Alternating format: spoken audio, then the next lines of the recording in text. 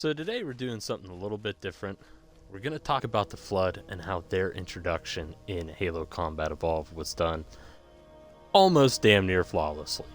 So real quick, the cutscenes here, they are going to be in the anniversary graphics. However, we're going to be doing this gameplay in the classic version just because I feel like it helps kind of convey the general atmosphere that Bungie was going for when they designed the campaign mission 343 Guilty Spark. But just real quick, so the backstory to this mission is we were sent to this little swamp area after we found the control room on the mission assault on the control room. Cortana kind of bugged out on us, said that we needed to hurry up, get to Captain Keyes and stop in because he was making some sort of grave mistake. And now we find ourselves in this swamp. So a couple things right off the bat here. We do have this crash pelican right off to the side. And as you can hear, there's some radio communication that's coming in. You hear from some of the Marines that are already inside the facility that they're trying to fall back. They're engaged with some sort of enemy, but they can't say for sure if it's Covenant or not. But already, right from the beginning, you're getting a pretty good idea that there's something else going on here. Also, with the swamp, and also I feel like this is the main reason why I wanted to play it in Halo 1's original graphics, just the setting of the swamp, with it being low vis, everything like that, it does such a good job of kind of giving you that foreboding atmosphere. You can't see very far ahead. Again, here we have another crash ship, this time a Covenant Spirit, just flipped upside down. Now, we don't see really anything too out of the blue from that, but it is something that we're typically not seeing throughout the rest of the game. So again, early on here, we're just kind of building that atmosphere. Very little resistance, but one of my favorite parts is, if you look up here, you can kind of see something off just over that ridge line. Can't fully make it out what it is, but I feel the way that they did that was so good. In fact, let's actually kind of go back, and I think this demonstrates very well why playing in the original graphics does such a good job. But you can make out a silhouette of a figure out in the back, but you can't quite figure out what exactly it is. Of course, we're just going to miss every shot on that Jackal here, but as soon as we switch over to the anniversary graphics and we get up to that same position, of course, the map's already better lit. Here we can clearly identify that it's a combat form, I believe the elite combat form. But when we play it in the original graphics, you can't see that. You can just see that there's this figure outside. It looks like it could be a potential member of the Covenant. You can't fully quite make it out. And then, of course, we run up on this group of grunts and jackals all trying to make their way out of this Forerunner structure. There's some sort of explosion that goes on. Naturally, we would assume that this is going to be the humans that we were sent here to assist. But very quickly, once we get in, there's nothing. There's just a random explosion, and it's really the first time that we see the Covenant trying to flee from something. And then, of course, just that nice low bass from whenever the elevator kind of ominously comes up to pick us up and start our descent into essentially hell. But as you can tell, the lighting so far, it's been very dim, especially out in the swamp, and that is going to continue a little bit inside the structure. You'll be able to see reasonably well, but not as well lit as some of the other areas within the campaign.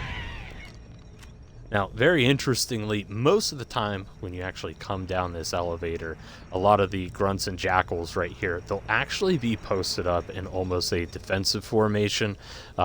Sometimes whatever you're doing up top can kind of trigger them and they may go aggressive.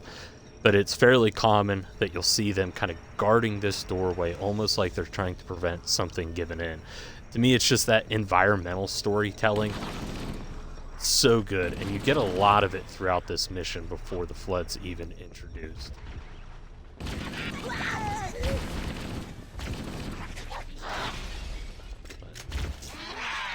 So other than that, as we kind of go into this Forerunner structure here,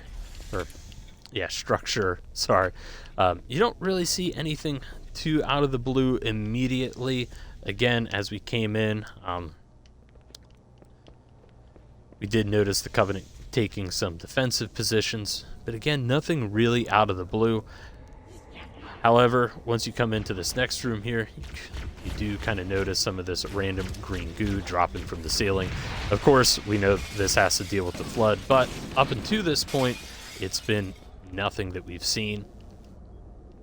And again, that's kind of one thing I do really like about the old classic graphics, is that stuff just sticks out so much better. And again, or rather, this is where I think a lot of this stuff gets really interesting.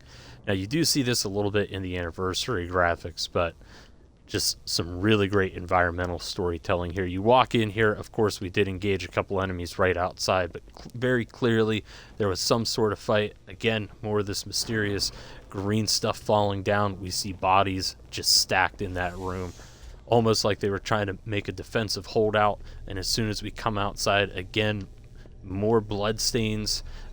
We see a knocked over ammo cache. There was clearly something going on here. And even on the Covenant comms, sounds like everything's going haywire, even with the lighting.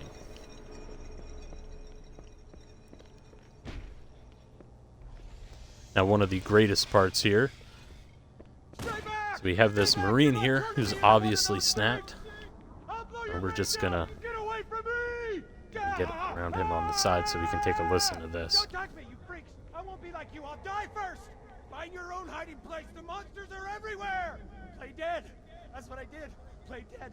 They took the live ones. Oh God, I can still hear them. Monsters. Ah! Ah! Ah! Just leave me alone. Sarge, Mendoza, Vicente. Oh God. The things took them away. They're gone! Get it? Gone! They won't get me! Oh God! Oh God, I don't want to be like them, please. Please no. Please no.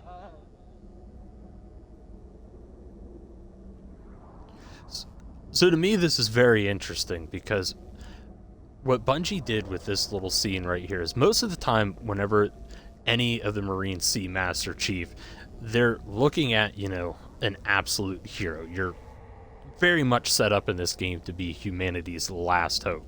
However, as soon as we open this door, clearly whatever this Marine has sought or recently seen has disturbed him enough to where even the Master Chief, what is normally a shining hope to humanity, he's willing to engage. Something has freaked him out that much.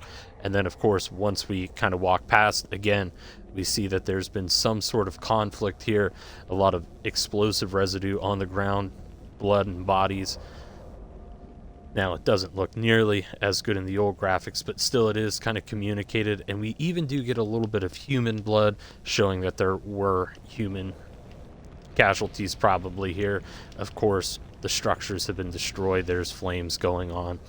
Now, an interesting thing to kind of point out, originally the intention with this Marine was there would be a certain part where there would be like a trigger that would occur where you would actually hear a gunshot, and then if you went back to check on that Marine, he would actually be dead. Of course, that was cut from the game, but I do think that would have been something absolutely cool, because they did such an effective job of just giving you this idea that whatever he saw has freaked him out enough to where he's checked out. He's just gone completely nuts.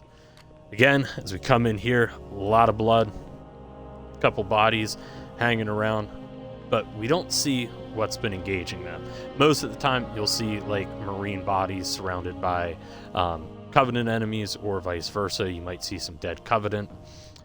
However, haven't really been seeing anything, and of course we do get that nice little music cue kind of letting us know that something is about to happen. And we did switch back over just to the old graphics for this because we might as well enjoy it.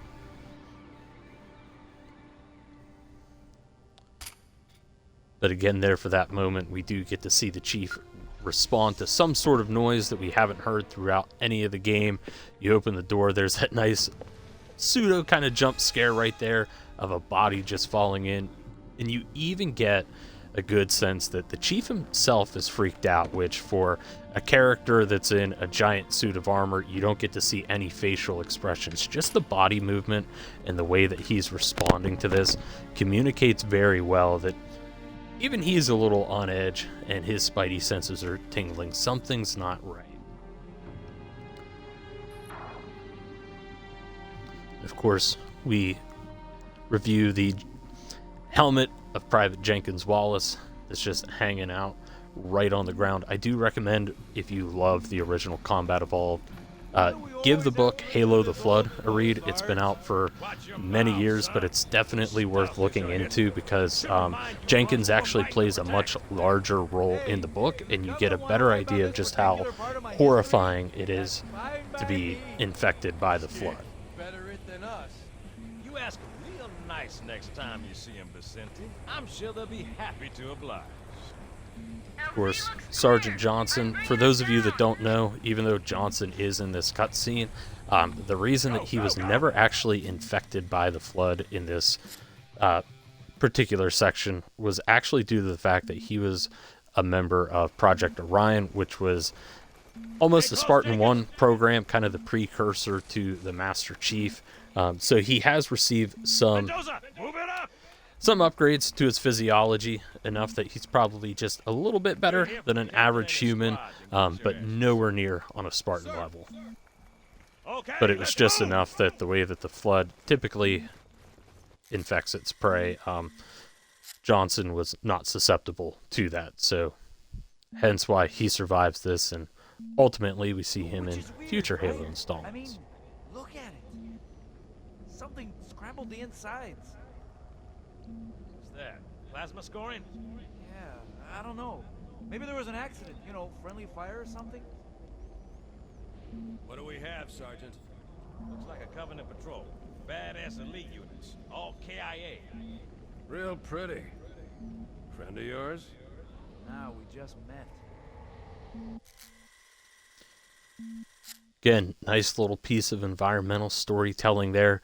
You can see the squad comes up to a dead elite. Well, let's get this Something's clearly happened to its chest that But it looks like these Covenant they're were trying to pretty hard lock rationalize, down. hey, maybe there was some sort of friendly fire incident or an accident that occurred, but just those wounds do not match up to what they would have typically seen during the Human Covenant War, especially from plasma scoring. And so, at this point, you've probably picked up that, there is something else here inside this structure with you, but we can't really quite figure out what it is yet. And of course, here we're going to have our big reveal. Got a bad feeling about this. Boy, you always got a bad feeling about something. Sarge, can you hear me? What's going on, soldier? We've got contact. Lots of them. But they're not Covenant. They're just tearing through us. What the... Oh, no! Corporal, do you copy? Over. Mendoza, get your ass back up to second squad's position and find out what the hell is going on. But- I don't have time for your lip, soldier. I gave you an order. Sarge! Listen! What is that? Where's that coming from, Mendoza? I don't... There! Mira!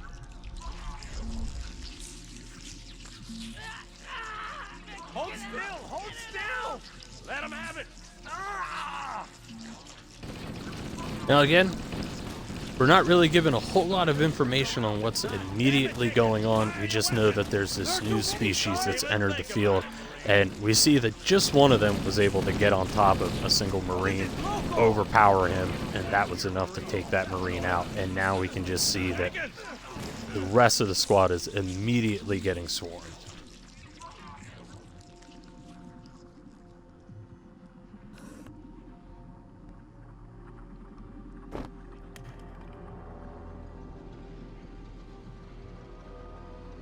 Which, of course, now leads into our little introduction, so we do get a better view of what all went on. Of course, we do have a couple bodies. We have all the weapons from Keys and the rest of the squad just laying there on the floor, but nothing around. Even when we look inside this door, we can see some blood and then you hear the pounding of a door breaking down and just these little batches of popcorn. And as you can tell, because we still currently have shields, they hop up on us, nothing happens. Very easy to take down. However, you could imagine that if a large enough group got on you, they could very easily run down your shields, and we already have seen what's happened to one Marine when that happened, so of course definitely pays to make sure we eliminate them before that happens. Now granted, because this is Halo Combat Evolved and we do have an actual health bar, you can survive just a single flood spores hopping up on you. It will cause the controller, if you're on Xbox, to rumble, or even if you're on PC and you have that enabled, you'll have that, but you also hear this nice little munching sound. And then as the music cues up, we get an even bigger batch of flood spores coming in, and now of course we also have our combat forms that are joining in. And at first, they're all going to be the elite combat forms, and you learn very quickly that these enemies are quite agile, especially compared to a lot of the Covenant enemies. And on top of that, it also gives you a chance to see that you can shoot these enemies maybe once or twice, and they might immediately go down. However, depending on how much damage you do, if you didn't do enough, they can feign death and then hop back up. Of course, as we come over and we look, we can see a lot of the features that show us that at one point this was an elite. However, it's been completely taken over by something else and has become disfigured. Kind of get a better look of it here in the anniversary graphics just to kind of highlight it, because I think it is really cool what they did. But the Flood are also unique because you can shoot off a lot of the limbs, which does prevent them from attacking you with their limbs. You can actually run them as a little bit of a train if you can do it. But so far, they've all been melee forms, and then of course as we come up top, we see that the Flood has kind of honed in on our position. Something else that I really quite like is, as long as you're not playing on easy, so normal, heroic, or legendary, you spawn in with the assault rifle and the Magnum, which I feel is really good because a lot of these combat forms, they do take a little bit of ammo to put down, so you very much kind of start backpedaling. Now, of course, we enter into the next room. We can see how the Flood interacts with the Covenant itself. Very much just kind of, I don't want to say human wave tactics, but very much feels that they're trying to overwhelm them just in sheer numbers. I don't know how good of a look we might have gotten at it, but we did get to see one of the Flood combat forms there that initially took a fair bit of damage, hop back up, and get back into the fight. So, to me, it's really interesting because this is the first time in Halo where we're really seeing multi-faction combat. And it's between this brand new enemy that we have. Let's see if we can... Okay, we did get it right there, just in case we didn't get to see it the last time. But there was also one with its arm shot off. Just trying to see if we can take his out. But yeah, both the assault rifle and Magnum, they usually take about half a mag to put a combat form down, which I think is really nice because, again, kind of forces you into a little bit of backpedaling. You know, you're just not going to be able to one-tap everything, even with the Halo 1 pistol, which can, for the most part, take out every enemy minus elites. Whoops.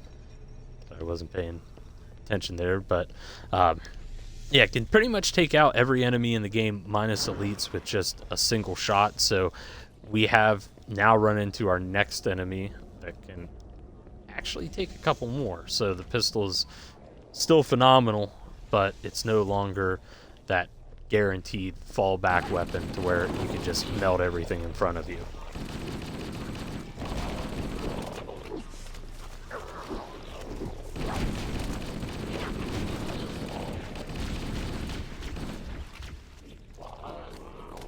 Now, I'm sure people know that the Flood can pick up weapons.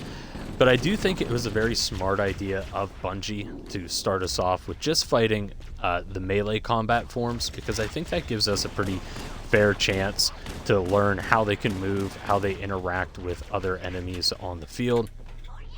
Again, just something very, very simple that goes a long way. And of course, we will get to see them pick up weapons in just a few moments here. If we can nail this simple jump.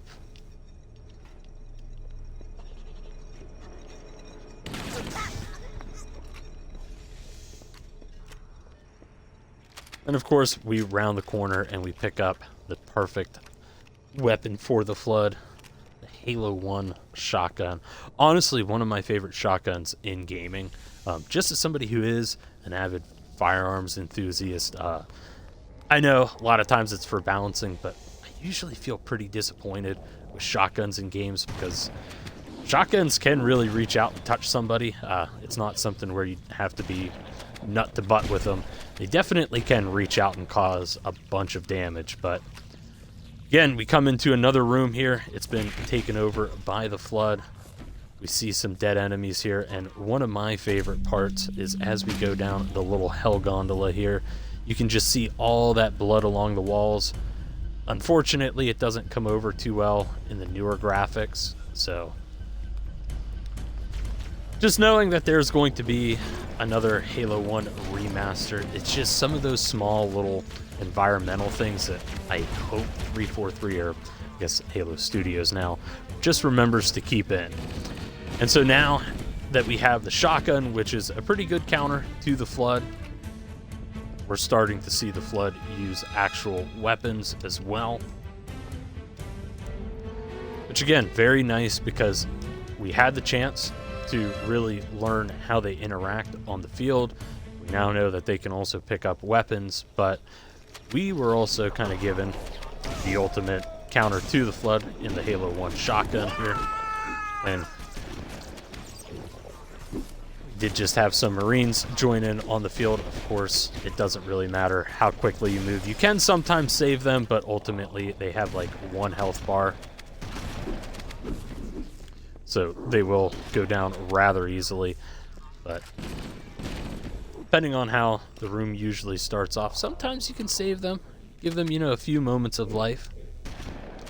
And on top of that, we're now also seeing infected human combat forms. Let's see if we have any on the ground here that we can just kind of take a look at. There we go.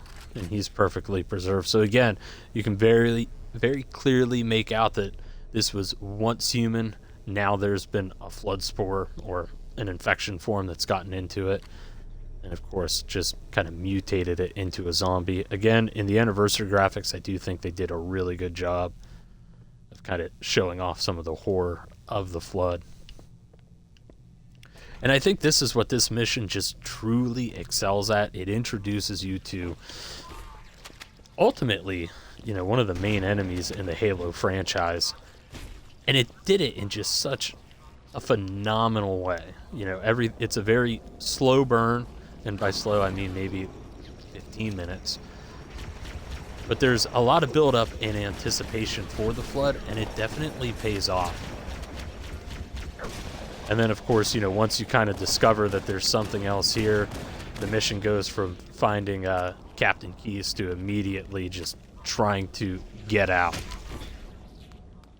And of course, the nice thing about this mission is just the layout is very all over the place. So if it's your first time playing through, very easy to kind of get lost. And there's our other missing Marine. It actually looks like he maybe didn't make it as far as what I had thought, or maybe he made it further.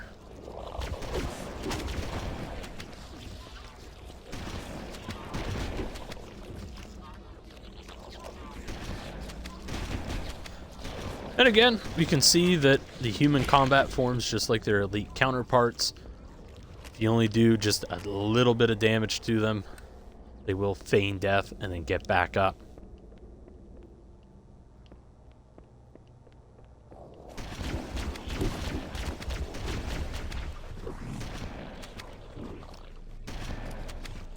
And another thing that I always really liked about the Flood in Halo 1 is it just seemed like a lot of times they would pop out of nowhere.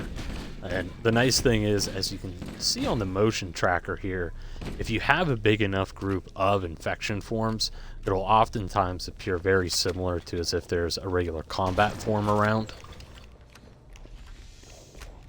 So sometimes you'll see these just huge, massive red dots on your motion tracker, and you almost kind of have to take a gambit on, is this going to be just a big group of combat forms? Is it just maybe a giant group of infection forms, or more than likely a mix between the two? And one of the cool things that I actually really liked about this part right here is we can see that there was another sort of last stand here. However, it's not just human bodies, it's almost jackals, or it's not almost jackals, they are jackals. So you can kind of assume that, you know, for a brief moment, the Covenant and humanity were able to put aside their differences and take on this much more serious threat.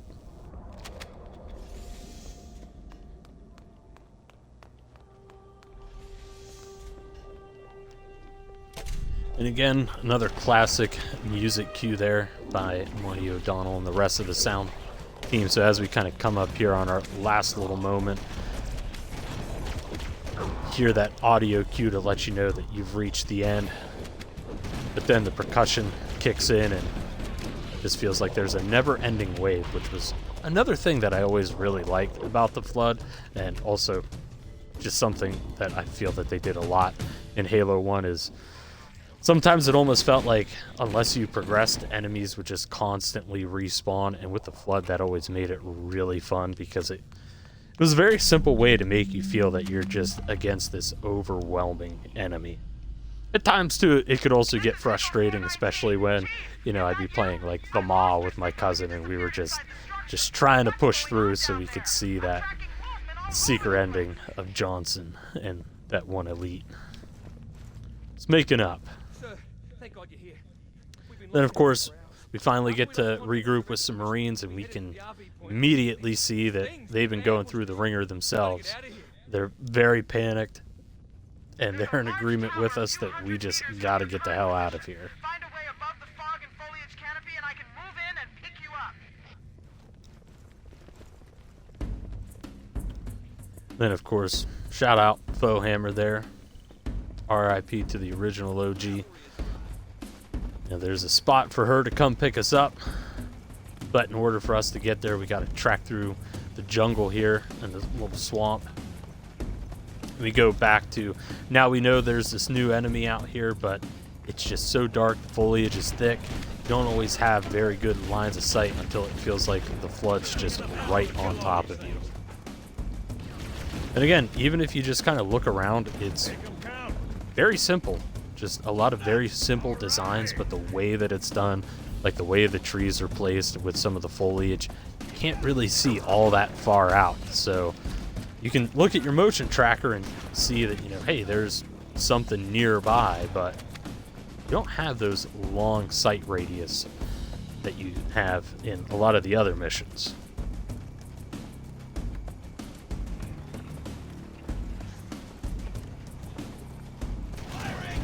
Then just have the Flood immediately dropping right in, kind of making you feel like you're completely surrounded. We're going to dodge friendly fire because those Halo 1 grenades, they were fun, but they were also a little overpowered.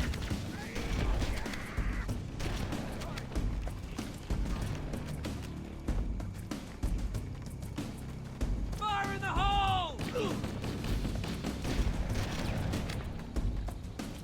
They're actually doing well. They're doing a good job of killing the Flood and each other.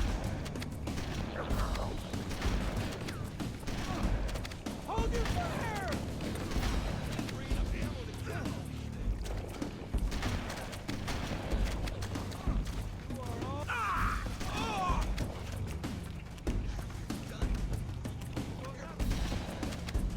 You got me?